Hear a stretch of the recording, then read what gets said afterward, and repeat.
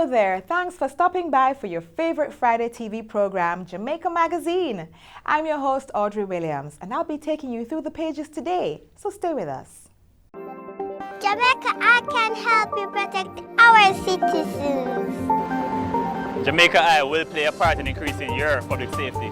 Jamaica Eye is part of an island-wide network of camera surveillance systems designed to increase the safety of you, our citizens. If you have a camera system outside your home or office facing a public space, log on to jamaicaeye.gov.jm today. Jamaica Eye, we're all connected. The Ministry of National Security, creating a safer and prosperous Jamaica.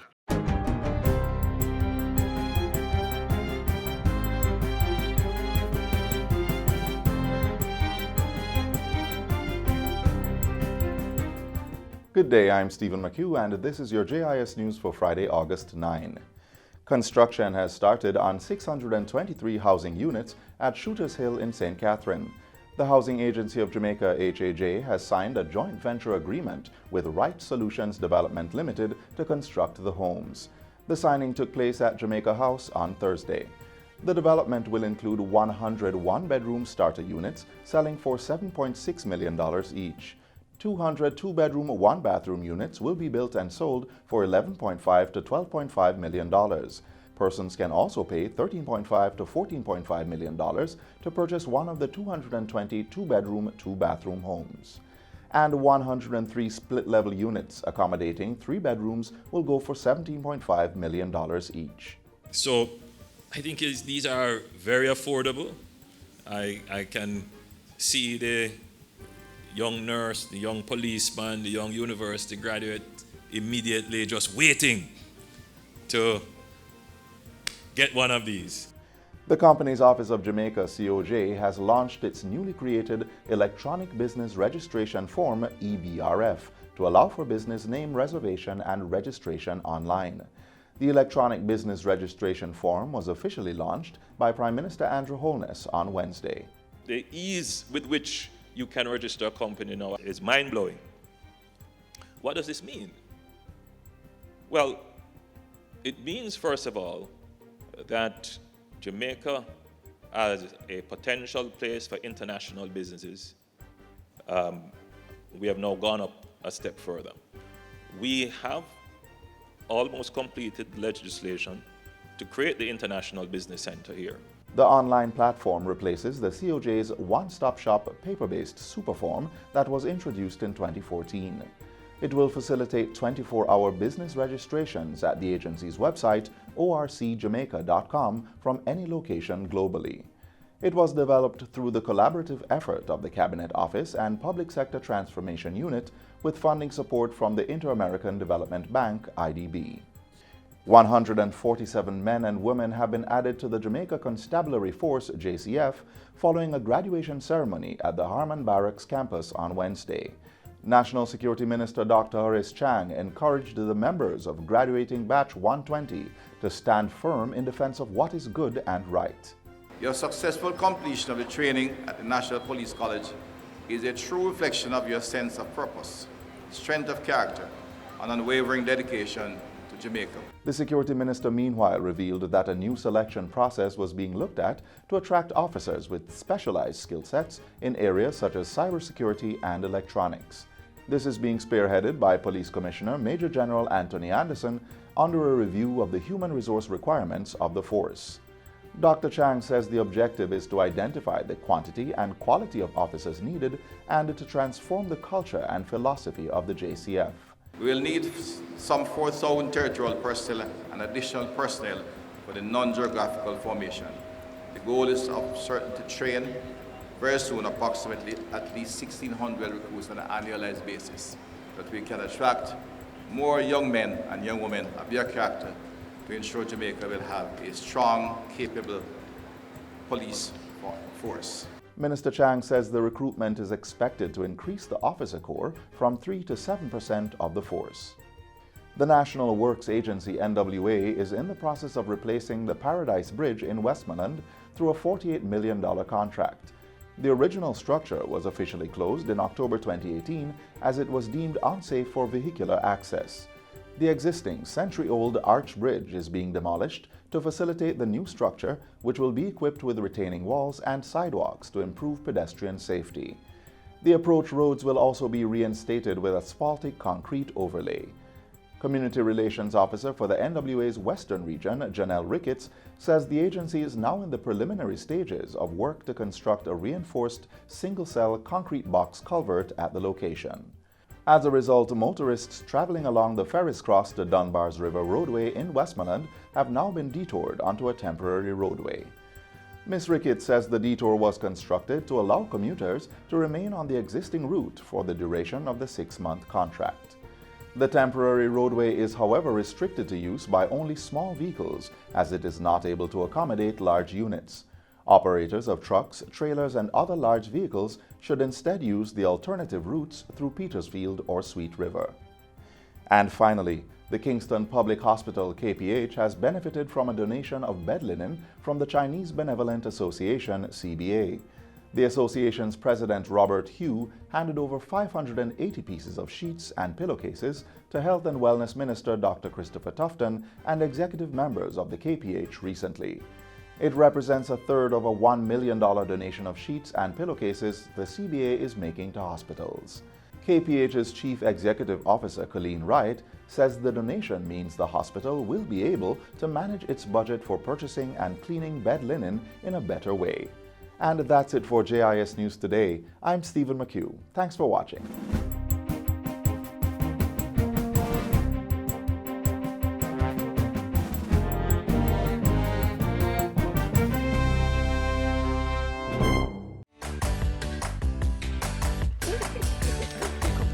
Come down. Well, this is a real business? I should think so. You don't see them dressed nice. Look at me well-dressed criminals. Let me see, because you can check for a registered business on COJ website. You know that, right? We can check online? Yeah, man, things up now. You can check for a registered business on the Companies Office of Jamaica website.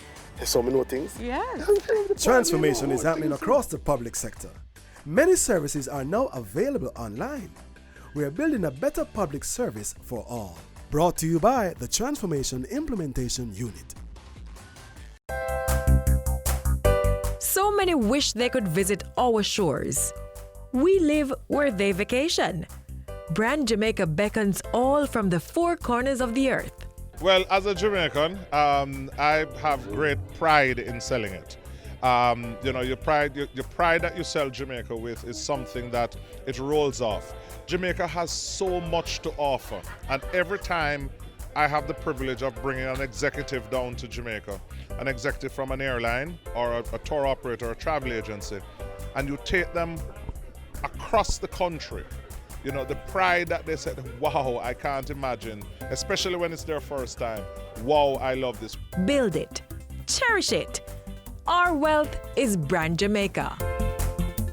During her recent sectoral presentation in Parliament, Minister of Culture, Gender, Entertainment and Sport, Olivia Grange, revealed government's plans to further develop the sectors under her portfolio.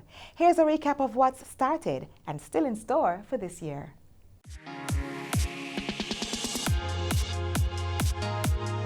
Sweet Jamaica is now on the move as we leverage culture, gender, entertainment and sport for sustainable development.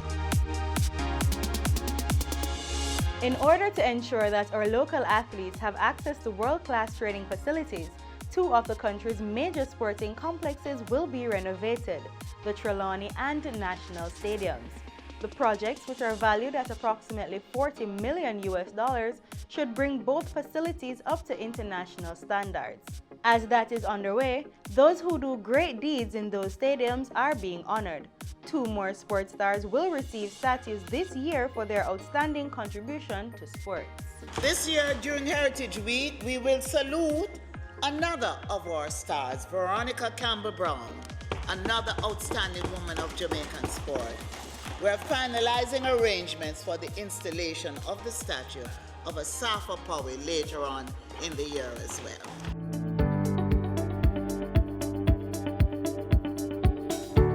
Advance in the cultural sector is of utmost importance to the government, which is why the National Cultural and Creative Industries Council has been established. The council, which resides in my ministry, is now poised to take on the collation of data on the industry.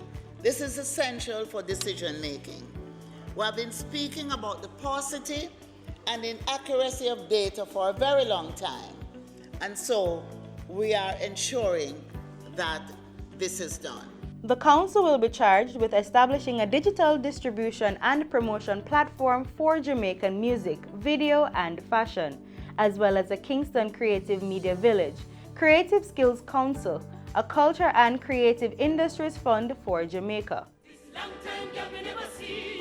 You're just walking up and down like my auntie Ruth said, keep by your mouth, the girl tree, make you fool so lies, spread out yourself. To celebrate the anniversary of her 100th birthday, 100 days of island-wide celebrations have been announced for Jamaican cultural icon Louise Bennett Coverley. Miss Lou will be celebrated as a social commentator, poet and advocate, and in particular as chief exponent and proponent of the Jamaican language.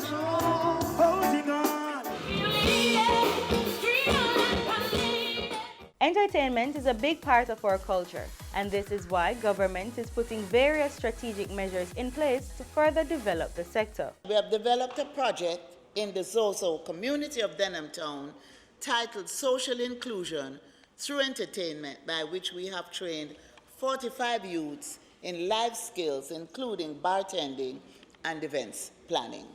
Furthermore, 3 new entertainment districts have been declared by government in Portmore.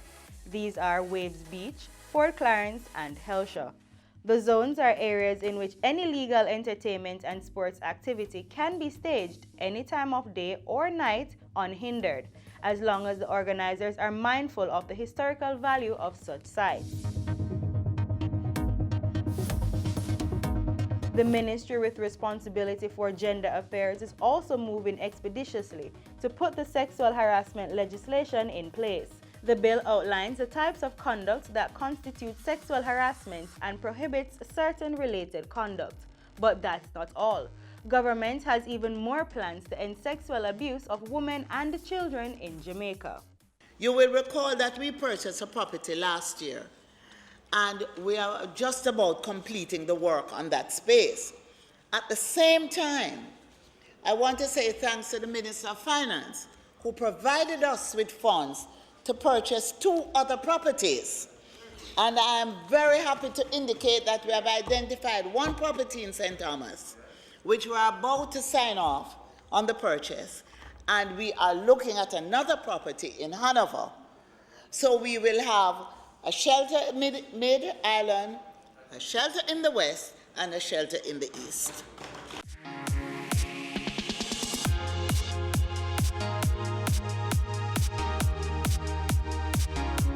So, Mr. Speaker, my ministry is committed to lead this unified and unifying cultural force in shaping our global destiny as a nation of power and global achievement. In all this, we are guided by the words of Marcus Garvey. God and nature first made us what we are. And then out of our own creative genius, we make ourselves what we want to be.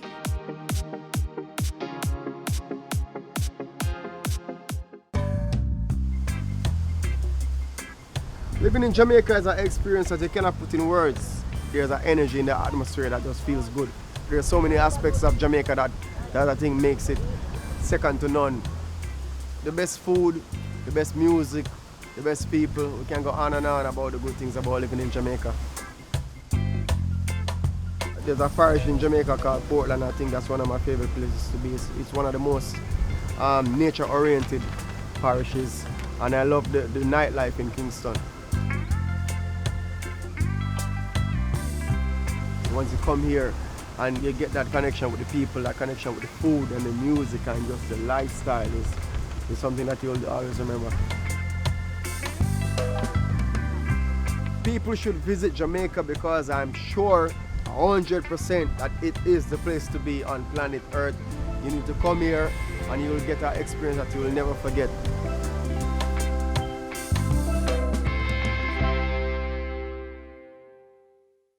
It's now time for your favorite segment of the show, School Zone. In today's episode, we highlight how students at the Herbert Morrison Technical High School in St. James are putting their skills in engineering to good use. All right, Anna Hugh, would you like to demonstrate how rains along a ridge?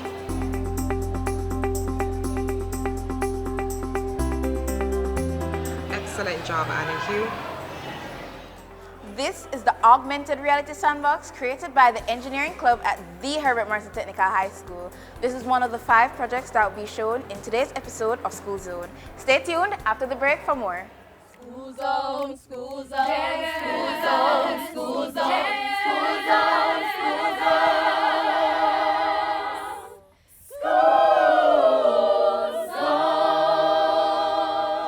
Welcome to another episode of School Zone. As you heard earlier, we're here at the Herbert Morrison Technical High School in St. James, where we're learning about a few projects by the Engineering Club. First up on the program is the AR Sandbox. And joining me is the geography teacher here, Mrs. King Hope, who will be telling us more about this. The AR Sandbox is actually a technological tool that casts or projects virtual reality onto sand. So it is actually a simulation of topographical features that you can actually manipulate as you move the sand. It is one of the most student-centered tools we have at Herbert Morrison. Students can actually interact and move the sand, and at the same time they can learn and have fun. Before we get to the actual secret of how it operates, there are some things that I would like to show you in terms of how the tool is used. We usually have flat maps that we use. We call them ordnance survey maps. Those maps are two-dimensional, and students have limitations where those maps are concerned. Where the AR Sandbox is concerned, students can actually interact with the box and create the features that they would normally see on a two-dimensional map. That excites them, and that also enhances and complements the geography as a learning tool. Really, it's really simple. It's only 3 main pieces of equipment. An infrared camera that we call the eyes, a projector, and a computer that compiles the information. So the camera judges the depth, which sends that information back to the computer. The computer processes this and sends it back to the projector, which shows you what you see here.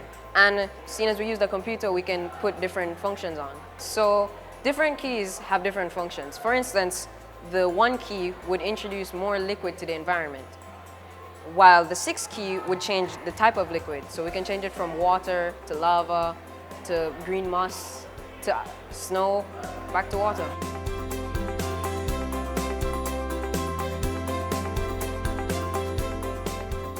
So Ms. Clark, here we have the Herbie Go-Kart. It was a project that was started a couple years back by other students of the engineering club, but wasn't finished because of financial strains that they had.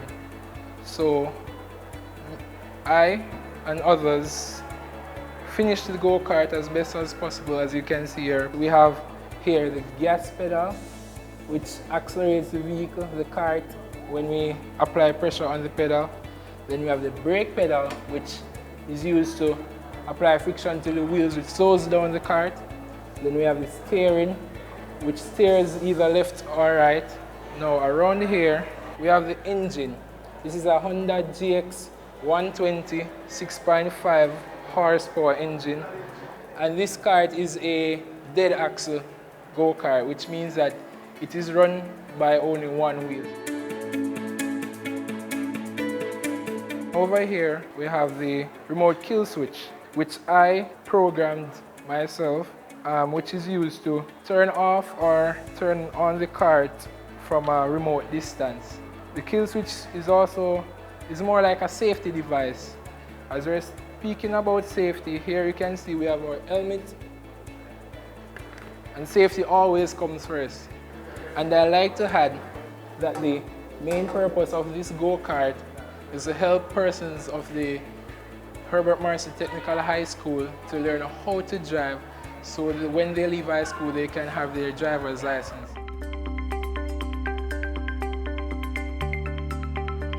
Mr. Cook? Hi, Ms. Clark. Thank you for having me.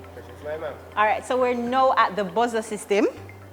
And Mr. Cook, the president of the engineering club and teacher here, will be telling us more about this. This buzzer circuit here is no necessarily special buzzer circuit, but it has an additional feature.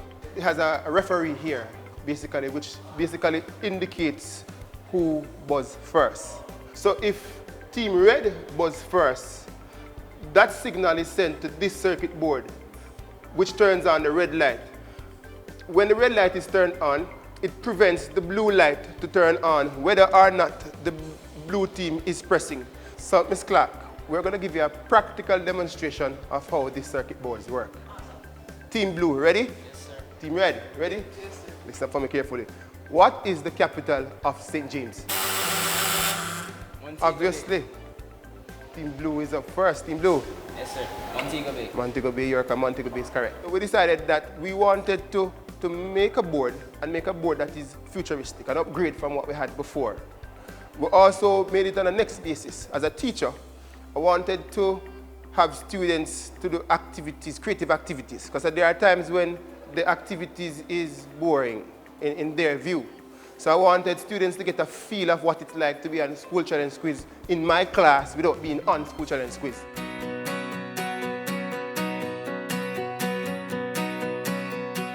Have you ever heard about 3D printing, sublimation printing, and laser engraving? If not, today is your lucky day. We have examples of all three that were produced by the Engineering Club, and we'll be joined by Conrad, who will be showing us examples of these. Over to you, Conrad. Okay, thank you. So here we have different products and items that were created in the laser engraver. So we have different keychains and necklaces, even little award plaques. These were all done in the laser engraver, which, as its name suggests, uses a laser to chip away at the materials put in, which is usually acrylic or Solitex. Here we have medals that were given out at Sports Day. These were put into the heat press, which is a sublimation machine, and it basically transfers the gas to a solid, which is displayed in the center. Here we have one of my favorite things, the edgelit lamp. Now these edgelit lamps are two parts. So the main part is the acrylic and the second part is the base. Now the acrylic is done in the laser engraver like all our acrylic pieces, and the bases. Some of them are pre-owned, some of them were purchased, while some of them were created by our wonderful 3D printer. Now this 3D printer can do a marvel of things. It can create little keychains and trinkets, it can create full-blown machine parts, and it can even create functioning toy vehicles. What it does is it melts a small wire of filament and through a little spout takes its time and works its way up, printing from bottom to top. I'd like to add that these pins and keychains and trinkets that we make, we don't just keep them for ourselves, obviously. We sell them to the school at a discounted cost, and we sell them to other schools and institutions at lower costs. Thanks again, Conrad. So we only have one more interesting project for you, and that's the virtual tour of the Herbert Morrison Technical High School. And our friend here, Anthony, will be taking you through that tour. Today we are showing an interactive simulation of the school. It incorporates different things from different members of the engineering club. Today we have Kobe Jordan. He's our 3D modeler. He designs our characters. What he has here is the principal he's working on, the principal of our school, Mr. Adams. All right, we also have Marcus Cohen. He works on the full model of the school, all the details of the school. He went out and got pictures and measurements of the entire school and then recreated it in a 3D software. Then we have Kevon Lee, our texture. He takes the models and applies realistic looking materials to them to make it look as realistic as possible, having all the scratches and dents of the school. And I do the programming. It allows for the character movements. As you can see, you can walk around the 3D space as much as you want. You see the AI, like different students in the school walking around, going about their daily lives. The code allows them to move around the 3D space. After I get the models from KJ, our vice president and 3D modeler, you can see the school is to scale. As you can see, when you stand up, you are to scale to the school. So are the characters in the simulation. Here is the document center for our school. Down there, the area that we're looking is the visual arts area, and over there is the TD rooms. So you can see it's a fairly accurate model of the school.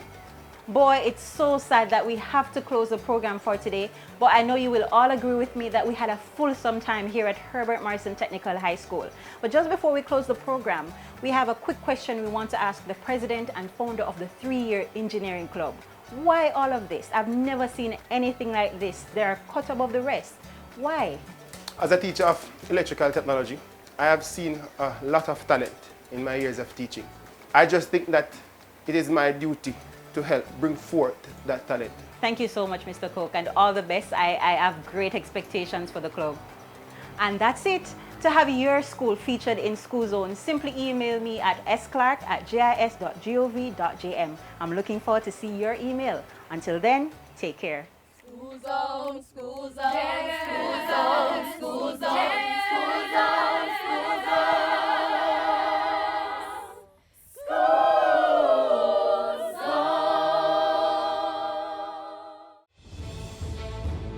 Water is precious. So we encourage everyone to practice the 4 R's of water conservation. Always remember to reduce your use of water wherever possible. Replace water wasting devices with water savings devices. Reuse water wherever possible. And wherever leaks are found, please repair them and repair them quickly. Don't delay. Practice the 4 R's of water conservation today.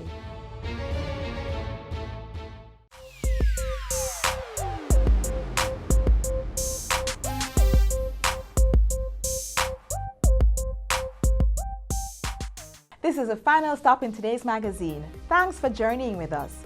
To watch today's program again, simply visit our website, jis.gov.jm. Don't forget that you're able to follow us on Twitter, Facebook, and Instagram. I'm Audrey. Have a great weekend.